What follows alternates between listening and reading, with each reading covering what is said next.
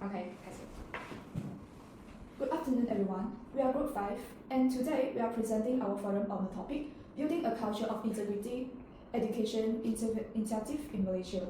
So, integrity is one of the most important values in education. It is not about only avoid cheating during exam, but also being honest, responsibility, and respectful in all aspects of life. So, in recent years, issues like plagiarism, peer pressure, and misuse of social media have made it harder for students to consistently act like integrity.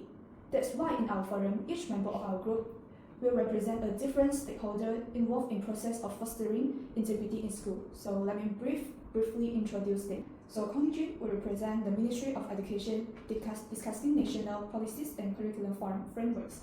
Lowensi will speak for the perspective of school administrator and teachers, focusing on how integrity is promoted through school practice and classroom teachings. So Feng Qiuyu will represent students exploring the reality they are faced in practicing integrity in school life. And Choi Yishun will represent parents in home environments, examining how familiar influence children's ethical developments. So through these all different perspectives, we hope to present a holistic view and how integrity can be effectively nurtured in Malaysian school. Now, let us begin our forum by inviting collegians to speak about the Ministry of Education roles in promoting integrities.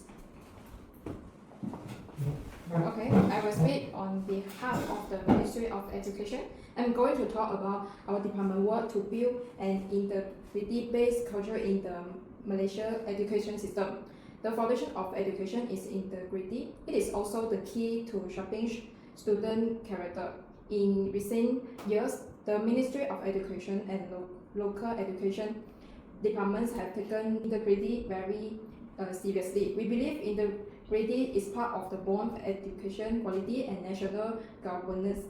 First, on the level of policy and rules, the Malaysia government has introduced the National Integrity Plan since 2004. The Ministry of Education works in hard to include integrity education in school.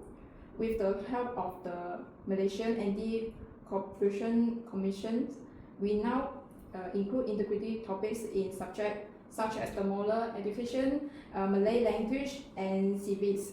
On April 22, 2025, we have the 11 certified integrity officers events at the World Trade Center. A total of 586 people joined. According to MACC, the certified integrity officers are trained to plan, carry out, and monitor integrity activities. They also help stop corruption, abuse of power, and in public service. We make sure that every school has at least one trans office who report to the department regularly.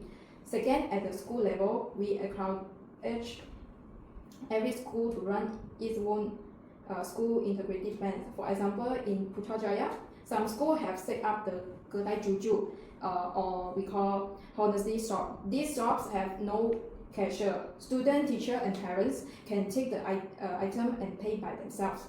It's teaching students to be honest, not to cheat, and to do the right thing even when no one is watching. In Sabah, the chief ministry officially launched a kedai juju in SMK Sri Nangka Tualan with MSCC. This shows then the idea is growing across the country, including states like Sabah and Kelantan. Third, we believe teachers and school leaders must lead by example. At the university level, we work with institutions to set up integrity system. For example, UPM clear an integrity unit in 2014. UPM has a system called U Respond, where students and staff can respond dishonestly. All the students must attend the integrity briefings, and new teachers must join anti-bribery trainings. UPM also runs an academic integrity seminar every year. In short, our department follows three main steps: the clear rule and system, daily school practice, and learning together with the teachers and students. We believe that only when integrity becomes a part of our teaching behaviors and school environment can we truly protect the principle. To be convicting student from us and taking moral teaching as a priority. Thank you very much. So, thanks to the speech about Beijing, about the behavior of Ministry of Integrity in Education. So, does anyone have any questions or opinions? Feel free to ask. So, you mentioned many official policies and initiatives in your sharing. Among them, which one do you personally find the most meaningful and why? Oh, okay, thank you for the question. Out of the all policies and initiative mentioned, the one I personally find most meaningful and honestly the most fun to talk about it is integrated shop Ke Dai Chu Chu. And why? Because it is practical, relaxed, stable, and surprisingly effective. Just imagine a small shop in a school with no cashier, where students where students take what they want and pay by their own. No one is watching, no reminders, just trust. It's not about the catching kids that's stealing. It is about the training them to do the right things when no one is watching. And because it is about buying snake, something they love, it is realistic within. Okay. What is even better is how easily this initiative has spread. It started in a few schools in Putrajaya, and now it is being adopted in Sabah, Kelantan, and more. So even the chef minister of Sabah attended the launch. That shows how serious people are about it. Like what I love it is that student, teacher, and even parents can take a part. Buying a snake becomes a characteristic. So I think that is genius. Of course, more structured policies like the Cell Certified Integrated Office or the university level integrated unit are very important for building a long-term system. But for me, the integrated shop stand up because it gives students a chance to practice integrative in real everyday instruction. And overall, after all, it is not that what integrated is. Doing and right thing is more ordinary moments. So, thanks for the questions of Yushen and thanks for the answer of Vijay. So, let's move on to the next part. Okay, good afternoon everyone. I'm here today as a teacher representing educators and schools across Malaysia. Our mission is simple but powerful. We don't just teach subjects, we help to build good human beings. Integrity, being honest, fair, and doing what is right even when it is hard, start in our classroom, hallways, and school communities. Why focus on school? Because children spend years with us, learning not just from textbooks, but from what they see and experience every day. Studies show values, learn young become lifelong habits. As teachers, we are not just instructors, we are the role models. When students watch us and make mistakes, treat everyone fairly or stand up for what is right, they learn integrity isn't just a word. It is a way of living. In Malaysia, we have already taken positive steps. Our core curriculum places values like honesty and responsibility into subjects like science and history. School run real-life activities like honesty shop, where students pay without cashiers or role-play solving conflicts fairly.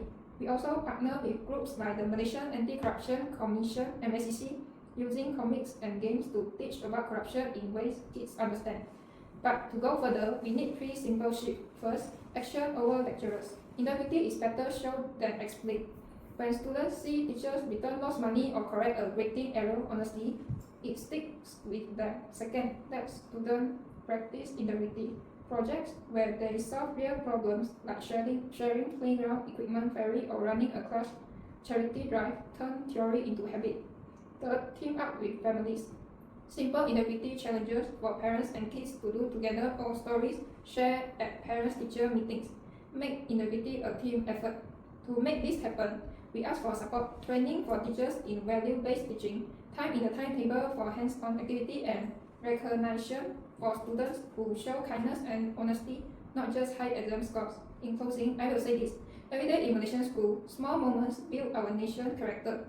A child returning a lost phone, a student speaking up against bullying, a student speak up when others cheat. These aren't just good deeds. They are the foundation of a nation we can all be proud of.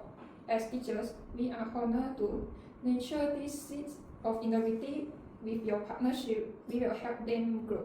Thank you. So thanks to the speech of Wensi about behavior of students' integrity in education. So now is the Q&A part. So does anyone has questions or opinions? So feel free to ask. I have a question. How do you ensure that each teacher is able to address student misbehavior well when a student approaches them to complain on the topic?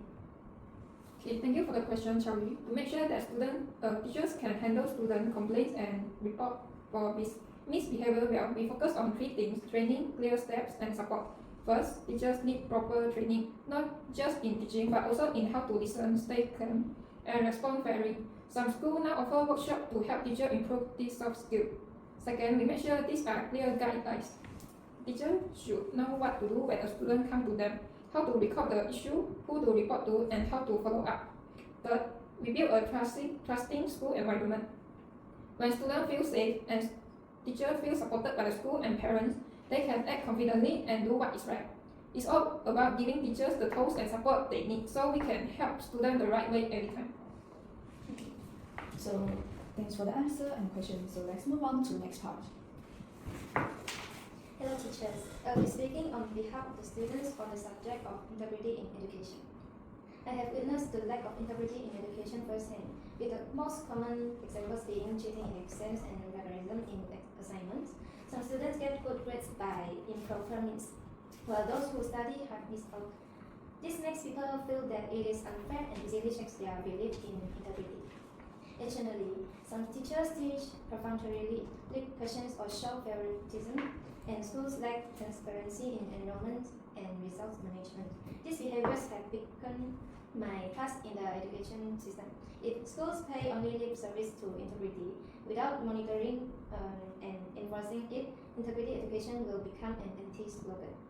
To me, educational integrity means providing a fair and equitable learning environment. I believe that everyone should play by the rules, be justly rewarded for their hard work, and that cheating and plagiarism should be promptly identified and punished. Integrity also means that teachers lead by example and that the school system is open and transparent. It is only when the system is sound and strictly enforced that students can truly be convinced that honesty is important and worthwhile. In summary, integrity in education encompasses more than just rule making. It also has a profound impact on students' value, their enthusiasm for learning, and their trust in educational equity. When the system is loosely enforced, teachers lack role models and dishonest behavior is tacitly tolerated. Students become frustrated by the idea that honesty is useless.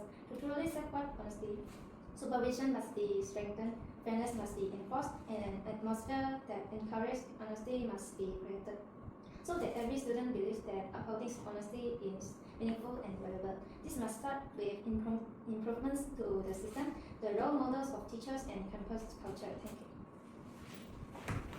So thank you for the speech of Charlie about the behavior of students in integrity in education. So it's again the Q&A part. Does anyone have questions or opinions? Feel free to ask. I got one question. Why do you think that some students choose to cheat or plagiarize even thought they know it was wrong?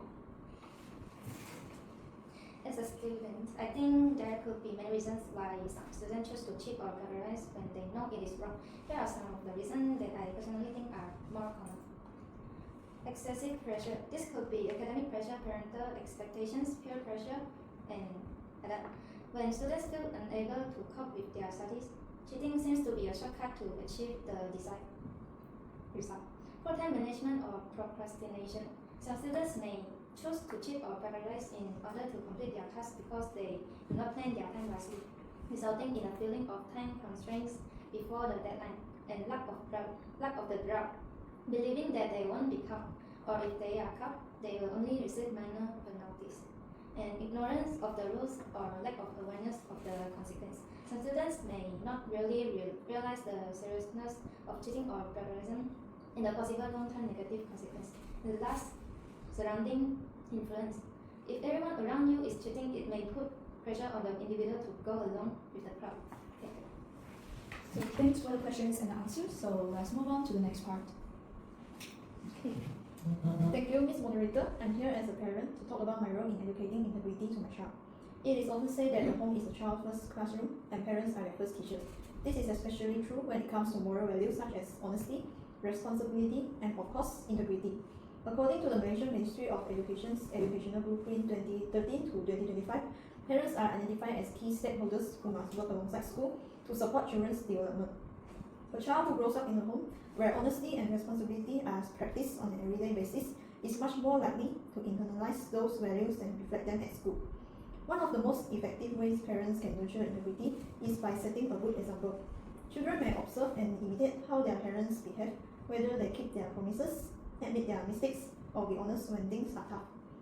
For example, when a parent always openly say, "I made a mistake and I will try my best to settle down," they are teaching their children to do the same.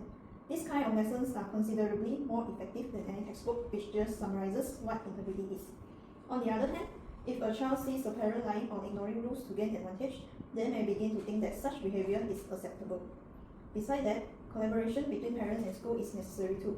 Schools may promote honesty through lessons, rules, or campaigns, but those efforts are far more effective when reinforced at home. Talking about articles from the news or moral dilemmas at home is a good approach to help children build their own morality. Asking simple questions like, "Do you think this action was right or wrong?" or "What would you do if you were in this situation?" allows parents to guide children in thinking critically about some ethical decisions. Moreover, I think parents should avoid putting excessive pressure on the academic performance of their children. Sometimes, students cheat in the exam not just because they are too lazy to do revision, but they are afraid of disappointing their parents. When parents focus only on results rather than their learning and effort, they may unintentionally push children towards such dishonest behavior. Therefore, we as parents should encourage our children to do their best and also teach them to accept failure, which help them develop both honesty and integrity. All in all, I'm not a perfect parent, and also none of us are. But I believe that integrity is not something we can teach in a speech, a subject, or even a year. It's something we build every day through actions, mistakes, and also our daily conversations. As the saying goes, values are taught, not taught, and it is often at home where those values are first taught. Thank you. Thanks to the speech, our vision about the behaviors, the roles of parents, of integrity in education. So does anyone have questions or opinions? Feel free to ask. I have a question. You mentioned that role modeling is key. Besides the example you have shared, what everyday behaviors do you think parents often overlook that may affect a child's understanding of integrity? And how can we help more parents become aware of this sector but important influence? Thank you for your question.